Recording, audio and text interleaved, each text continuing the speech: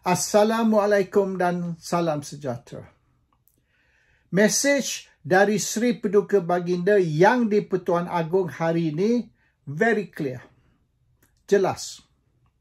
Tuanku berkata, Tuanku tidak setuju kita tukar kerajaan tiap-tiap tahun semata-mata kerana perlembagaan ataupun undang-undang membenarkannya.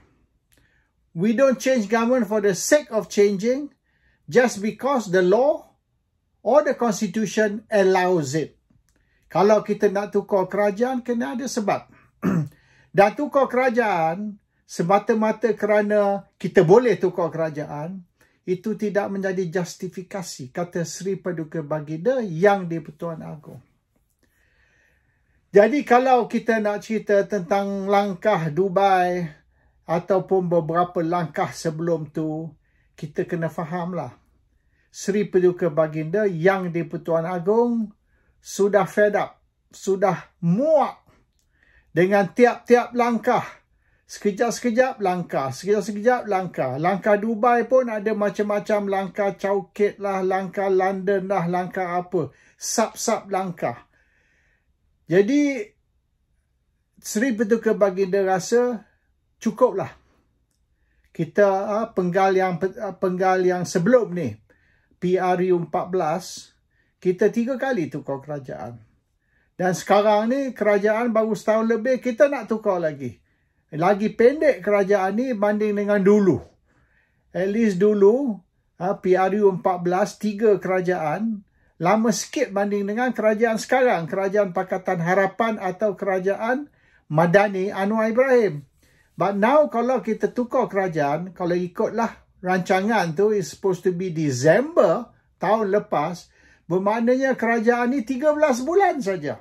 Lagi pendek banding dengan kerajaan Ismail Sabri atau kerajaan Muhyiddin Yassin ataupun kerajaan Mahathir yang 22 bulan tu. So, kalau kita tak faham lagi message dari Sri Paduka Baginda, maknanya something wrong lah.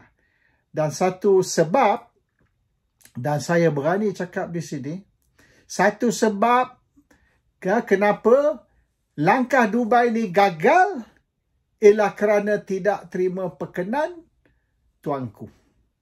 Tuanku did not consent atau is not happy dengan langkah menukar kerajaan. And dia macam ni analogi dia. Kalau kita ada kereta buruk, sekejap-sekejap rosak, masuk workshop, jadi kereta tu lebih duduk dalam workshop daripada atas jalan raya, maka kita tukar kereta.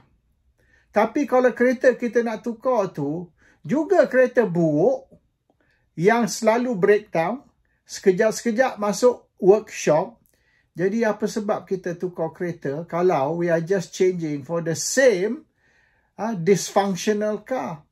So maksudnya, maksud tuanku, kalau kita tukar kerajaan untuk kita nak cari kebaikan, iaitu kerajaan sekarang ni is not working, dan kerajaan baru ni akan lebih baik, lebih bagus dari kerajaan sekarang, maka adalah justifikasi kita tukar kerajaan. We are going to change the government for a better government. We want the country to improve. Tapi dalam keadaan sekarang, tuanku tak nampak yang kita tukar kerajaan ni atau kita tukar Perdana Menteri ni untuk satu Perdana Menteri atau kerajaan yang lebih baik. Ini bermaknanya, ringkas ceritalah, ini bermaknanya Perikatan Nasional gagal memberi confidence kepada tuanku. Perikatan Nasional fail, excuse me, sejuk di sini hari ini. Perikatan Nasional fail to convince tuanku that the new government, kalau kita tukar kerajaan baru, akan lebih baik daripada kerajaan yang sedia ada. Soalan dia, kerajaan sedia ada ni banyak lemah, banyak kekurangan, banyak cacat. Of course, pembangkang akan katalah kerajaan ni tak bagus. Tapi yang kita offer sebagai alternatif, yang kita offer kerajaan baru untuk mengganti kerajaan lama, tuanku tak nampak kerajaan yang lebih baik daripada sekarang. So kalaulah betul kerajaan yang kita ada, kerajaan yang ada sekarang ni cacat, lemah, banyak kekurangan, tetapi yang you offer sebagai pengganti, as the alternative, as the replacement, is not any better. Dan ini yang kita orang duk cakap ni lebih pada setahun. We have been talking about this for more than 1 year.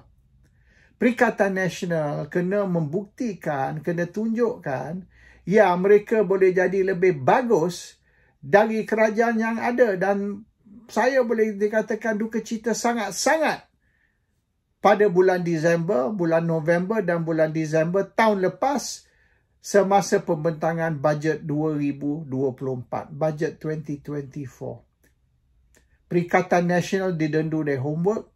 Perikatan Nasional tidak keluarkan satu alternatif bajet, iaitu satu bajet yang lebih baik daripada bajet kerajaan, yang boleh membuktikan kepada semua orang, termasuk Raja-Raja Melayu dan rakyat, bahawasanya Perikatan Nasional has better ideas, has more, maknanya orang yang boleh memberi lebih baik cadangan-cadangan dan rancangan-rancangan dari kerajaan yang ada. Itu kita berjaya tahun 99 dulu.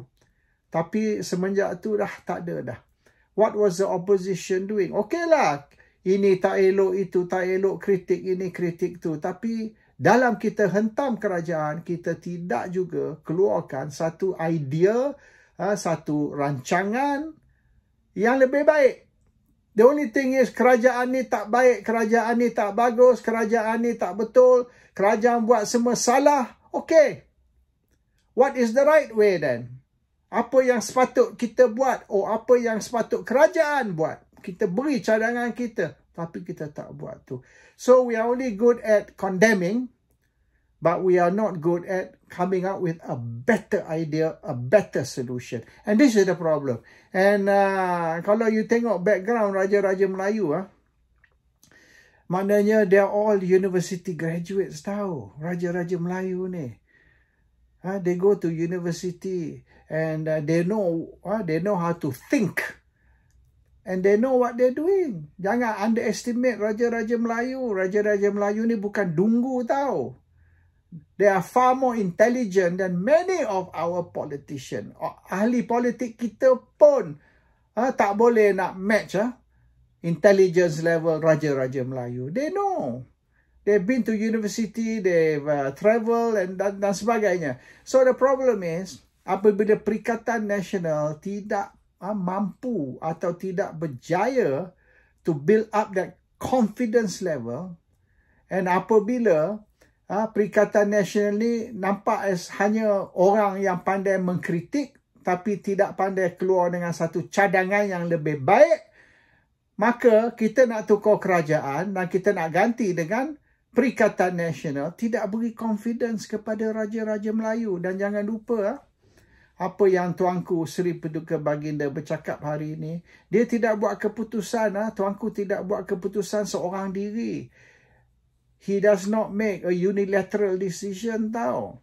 Dia bincang dulu dengan Raja-Raja Melayu. Dan 3 kali Tuanku panggil mesyuarat bersama Raja-Raja Melayu untuk membincang beberapa perkara dalam 5 tahun kebelakangan ni semenjak Tuanku jadi agung.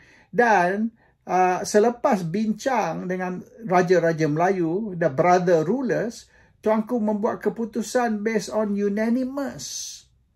Unanimous maknanya sebulat suara. Raja-Raja Melayu berpendapat seperti berikut. Dan itulah keputusan yang Tuanku Agung ambil. Keputusan berdasar kepada setuju sebulat suara ataupun unanimous decision of the brother rulers, Raja-Raja Melayu yang lain. Ini clear today message dari Agung. So I think Perikatan Nasional has to do a bit more work lah. Kalau kita argue kita berhujah bahawasanya kita nak tukar kerajaan kerana ini dibenarkan. Kerana mengikut undang-undang, mengikut Perlembagaan Malaysia, ini kita boleh buat. Tapi there must be a good reason kita nak tukar kerajaan. Dan sekira the reason, sekira sebabnya kerajaan sekarang lemah dan banyak kita perlu improvement, maka kita kena keluar, Perikatan Nasional kena keluar dengan satu alternative plan which is far better than what the government is doing. Misalnya kita, okeylah sekarang ni kita kata, pension kita hapuskan. Kita tukar pension dengan EPF. Kita tak setuju. Kita tak setuju sebab apa? What's the reason? Kita kena explain tau kepada masyarakat, kepada rakyat, kepada semua rakyat Malaysia lah, bahawasanya untuk kita hapuskan pension dan ganti dengan EPF is no good. Why? Explain. And come out with a better, alternative. Kalau pension ni in the long run akan menyebabkan situasi kewangan kerajaan ni menjadi lemah. Sama macam di England ni, di mana the pension that the government is paying is killing the country. And jangan lupa, ramai ahli politik dapat lebih dari satu pension. More than one pension. So, a lot of people, ahli politik ni satu penggal aja, lepas tu pension ahli parlimen, pension menteri, and then duduk dalam any of the, government companies, GLC, lagi boleh dapat pension dan macam-macam lagi perks. Jadi, mereka kerja 5 tahun. Dan dalam 5 tahun tu, apa mereka dapat just in terms of pension dan macam-macam lagi.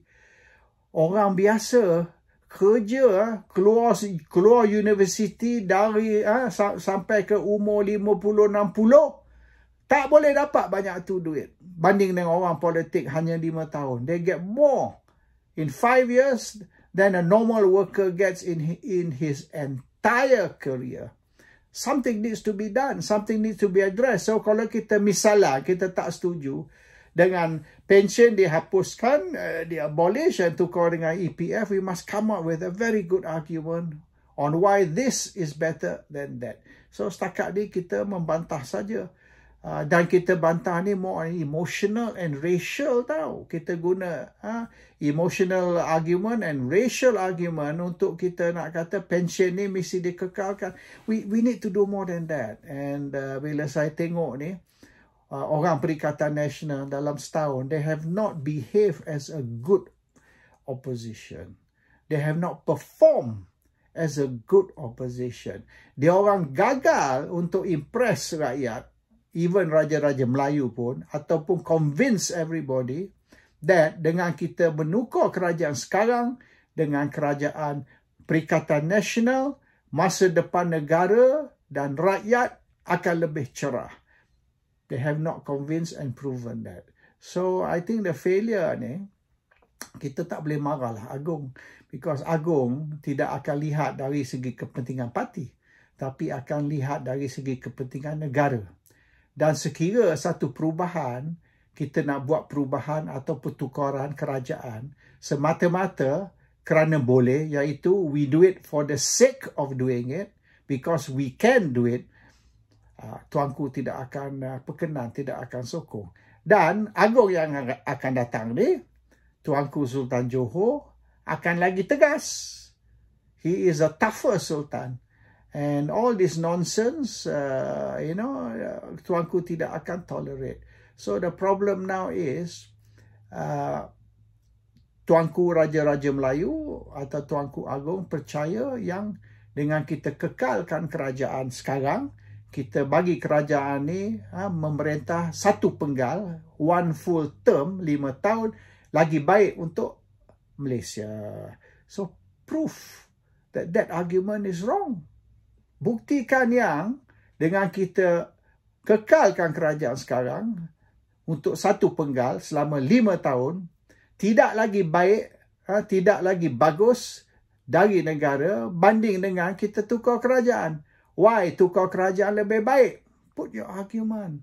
Tapi jangan cakap because demokrasi lah, oleh kerana majority ni lah, that's only the, boleh dikatakan the legal aspects. But dari segi maknanya kebaikan dari negara, bagi rakyat, kita tidak convince rakyat yang selain daripada oleh kerana saya memperolehi majoriti, maka kita nak tukar kerajaan. Because I have the majority, semata-mata kerana majority, semata-mata kerana demokrasi. For the sake of democracy. What about for the sake of the country and the rakyat? Itu kita kena argue. So I think Perikatan Nasional has failed. And oleh kerana tu langkah Dubai gagal. And sekira benda ni nak berlaku, sekali lagi satu langkah baru, especially dengan agung yang baru ni, I rasa it's going to be very, very difficult unless you can prove you are better than the existing government. Assalamualaikum. Salam sejahtera.